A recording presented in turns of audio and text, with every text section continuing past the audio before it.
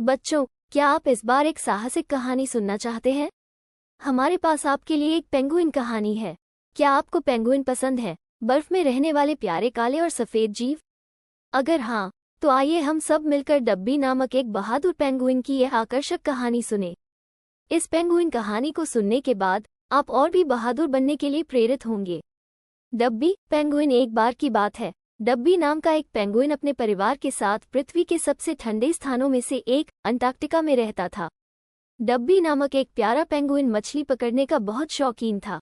वो हर रोज सुबह अपने माता पिता के साथ मछली पकड़ने निकल जाता था। उसे मछली पकड़ने में बहुत मजा आता था। हर दिन वो ग्लेशियर के किनारे पर खड़ा होता और पानी में मछली की तलाश में झुकता।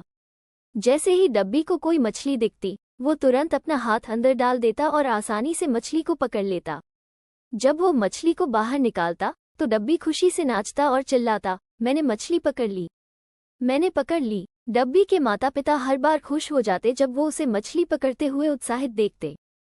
डब्बी के खुशनुमा दिन ज्यादा दिनों तक नहीं टिके। अचानक एक दिन जब डब्बी और उसका परिवार मछली पकड़ने गया था तो कुछ शिकारी वहां आ गए।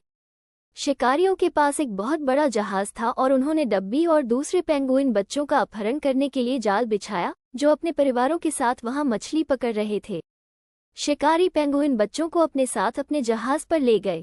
सभी पेंगुइन बच्चे चिल्लाने लगे, बचाओ, बचाओ। पेंगुइन माता पिता ग्लेशियर के किनारे खड़े थे और अपने बच्चों को बचाने के लिए कुछ भी करने में असमर्थ थे।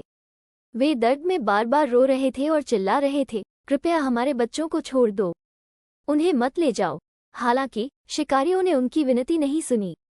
क्रूर शिकारियों ने सभी पेंगुइन बच्चों को फंसाकर अपने जहाज पर चढ़ा लिया था। पेंगुइन बहुत डरे हुए थे। जल्द ही शिकारी आपस में बातचीत करने लगे।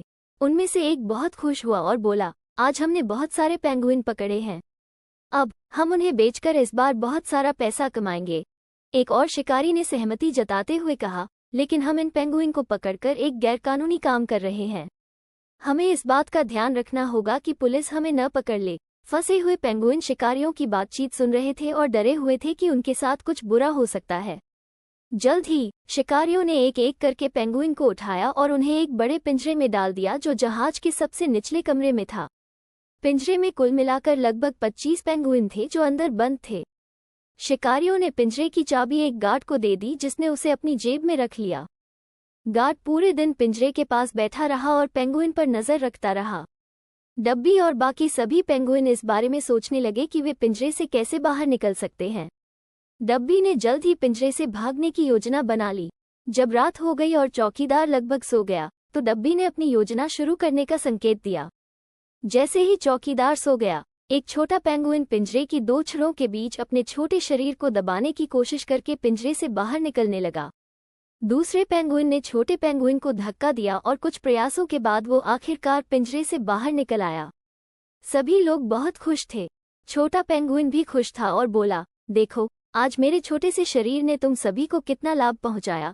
दूसरे पेंगुइन तुरंत फुसफुसाए, शशिश, क्योंकि उन्हें डर था कि थोड़ी सी भी आवाज से गार्ड जाग सकता है। फिर छोटा पेंगुइन गार्ड के पास गया और धीरे से चाबी निकालने के लिए उसकी जेब में हाथ डाला। जैसे ही पेंगुइन ने गार्ड की जेब में हाथ डाला, गार्ड थोड़ा सा हिला, लेकिन फिर सो गया।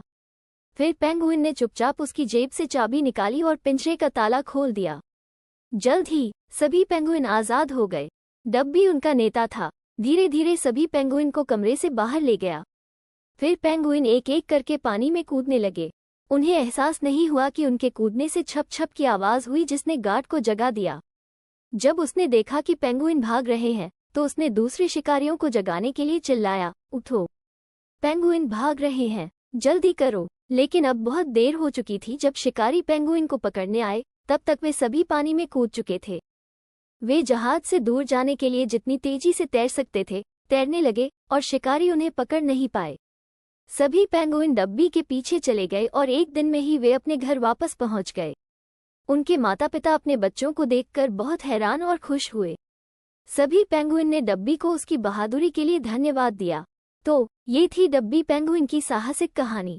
क्या आपको ये पसंद आया कि कैसे डब्बी ने इस पेंगुइन कहानी में बहादुरी दिखाई? आपको भी अलग अलग परिस्थितियों में बहादुर बनने की कोशिश करनी चाहिए। साथ ही अगर आपको ये कहानी पसंद आई है तो आप हमारे YouTube चैनल को सब्सक्राइब करें, हम आपको ऐसी और भी मज़ेदार कहानी सुनाएंगे।